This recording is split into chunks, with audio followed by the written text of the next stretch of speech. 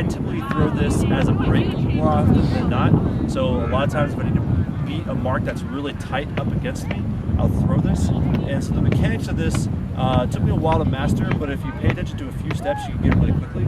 So the first thing is you're going to be throwing it with mainly the wrist. So if you want to warm up this throw, you want to practice just throwing to your target, keeping your elbow straight, and just snapping your wrist and trying to throw it as far as you can doing that.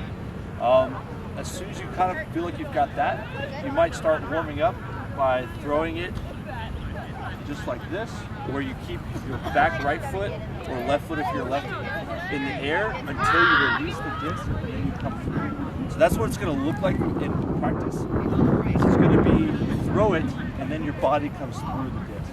So it looks a little bit like this when you're actually doing it. I might throw a foot fake,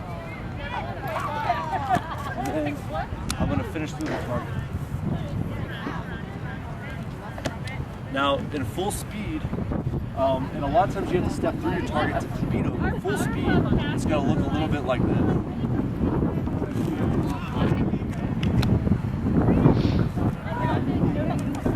And your momentum should be fast enough that you're actually having to run after you throw it.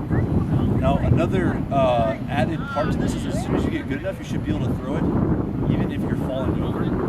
So you should just be flicking your wrist. So something that might look a little bit like this. Then you can still hit your target. Float is essential with this throw, so you want to be throwing it with the lip faced up. That way it'll get out in front of your target and float to where you run on. Now, with the quick release flick, it's all in the wrist, just like with the backhand.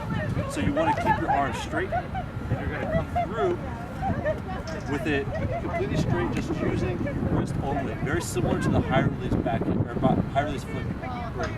So it might look a little bit like this, which you're completely keeping your arms straight and just throwing with your wrist.